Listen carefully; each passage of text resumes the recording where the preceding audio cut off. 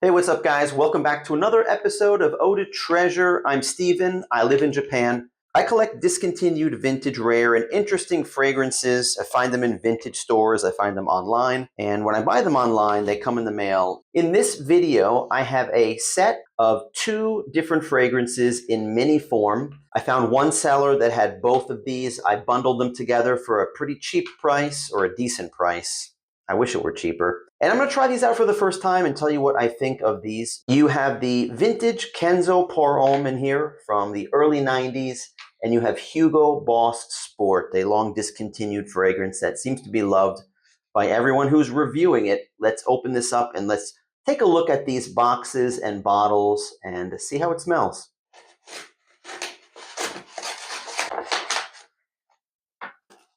Seller did a pretty good job of packing these things. They're in there really securely with this kitchen wrap, with tape, with foam.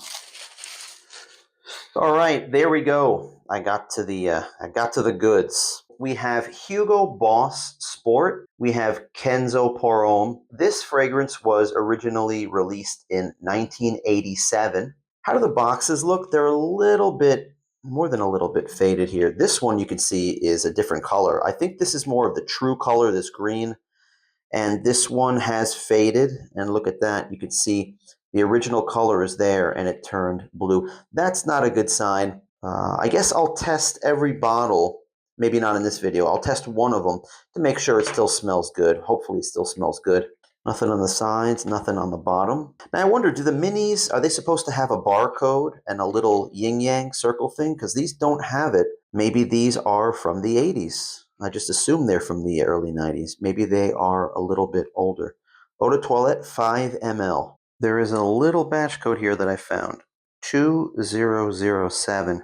And the other one is 2006. And they're heavy, so they're not empties. Let's look at the Kenzo Pour Homme. The original Kenzo Pour Homme had a wood or a bamboo theme on the bottle. Now this one does have the barcode. It does have the yin-yang circle thing on it. Now this one doesn't have the barcode. Why not? 1991. Wow, look at that. They both say 1991. This one has an EMB and a lot number, but this one doesn't have the barcode on it. Wow, that's kind of odd. I've looked these both over carefully the past minute here. I can barely read these numbers. This must be these numbers, the EMB and the lot number etched into the box here. Don't know why there's not a barcode on this, but they're both say made in France. Don't know, guys. It's a mystery. But let's smell these so it's no longer a mystery what original Kenzo Homme smells like. Let's smell the non-barcode version. Oh, this is really cool. It looks exactly like the big bottle. You guys know this bottle, right? Can you imagine that this is just the 5 ml? This is almost exactly what the 100 ml is, and I'm holding it close to the camera. It looks like this could be the 100 ml bottle. It even has like a little, looks like a built-in sprayer there. And I said it's a bamboo theme. Kenzo Eau de Toilette, made in France. Not for sale. I guess this is just a design of like a cut piece of wood. Interesting. And the bottle's full. I can't wait to try this on.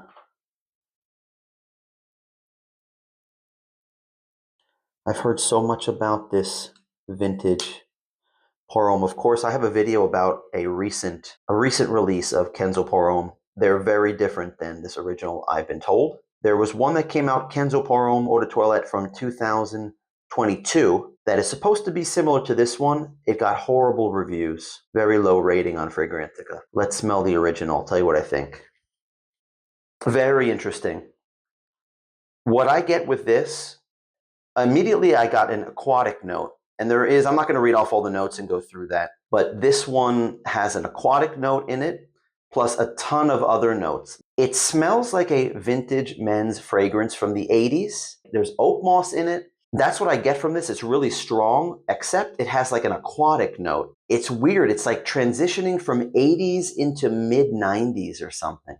It does have C notes on the top. It has citruses, it has florals, it has nutmeg, it has sandalwood, fir, musk. It does have oak moss, vetiver, labdanum. It has all the resins, all the florals, and it has that added C note. It really is interesting, but it does harken back to some of those powerhouses like Lauder for Men. It has that strong, that vintage scent to me. So I don't know what to say about this one other than it's like a mix of the 80s and the 90s come together. So now I see what people are talking about when they talk about how unique this one is. There's nothing like this as far as Kenzo goes. Any of the modern Kenzos that I smelled are nothing like this. I mean, the modern Kenzo Pour Hommes are totally different than this one. So that's sad. Now on to this one. Let's do this, the greener of the two boxes. This one has some comparisons to Polo Cologne. Let's see if that's correct. Let's look at the bottle. Boss, Hugo Boss Eau de Toilette Sport, made in Germany, right? Because Hugo Boss is a German company. 5 ml. Nice clean looking bottle. It is full. Look at the size of that little bubble. Nothing on the bottom. No markings at all, any batch codes or anything. And I bet you this is from the 80s. Right? No barcode, no nothing on this. There's nothing left to do but to try this one on. How about the left hand here? I heard there's some different caps. This, of course, is the red cap version. Maybe it's different. The ones from the 90s maybe are not a red cap. Let me know in the comments if they changed the cap on this, guys. Have to assume this is like the original because the original came out in 87. And then this has got to be in 87, 88, or 89. Let's give it a whiff and see what we got. Walking around and smelling this now. One of the nice things to have about a lapel microphone on my shirt is I can walk away from this camera. Initial impressions. Does it smell like Polo Cologne? It's like 50% like Polo Cologne. So it's a tiny bit there. What it's missing, I don't get any noticeable citrus in this. It doesn't have a strong pine or tobacco. That's what I think of Polo Green. I think of pine and tobacco, really strong, masculine. This one is kind of like Polo Crest in that it's like a lighter version of Polo Cologne. If there's any similarity to Polo Cologne, I would call this just a much lighter version of Polo Cologne. Yeah, you know what? As I'm smelling this now, it is starting to feel a little bit similar to Polo Cologne. Is it nice? Yeah, I actually like this more than the Kenzo Pour Homme. If I were to choose one that I had to keep, I would probably keep this one. I like this one.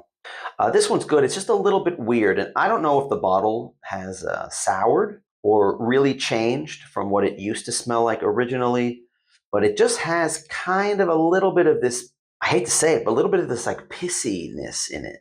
It just has kind of this, there's a civet or something in it.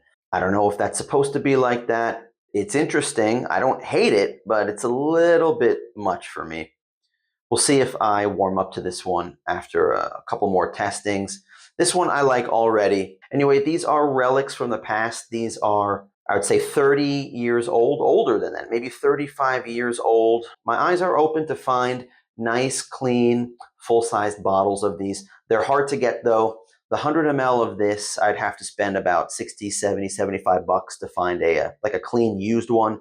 50 ml, maybe I can get that for about 30 bucks, and maybe I will for the channel. And this one is hard to get. Like even like a half full bottle, they're going for 30, 40, or 50 bucks. This only pops up once every couple months or so. I looked on eBay. These minis in like clean condition sell for about somewhere around $15. So there's about 50 or 60 bucks of value here if they sold for 15 bucks. What did I pay for these? They were about $5 a piece. I had to pay about 20 bucks to get these together, shipped to my door. What do you think, guys? Did you like the video? Let me know in the comments if you like these fragrances. What do you think of these vintage fragrances? And if you like the video, please hit the like, thumbs up, and subscribe if you want to see more discontinued, vintage, rare, and interesting fragrance discovery that I'm doing here in Japan. This is my hobby. This is my project. A weird thing I'm doing. I'm buying all these amazing fragrances, at least amazing to me, and hitting record when they come home and talking about them. Thanks for watching, guys. Really appreciate it. Stick around for the next video coming up in a few days, hopefully. And until then, take care.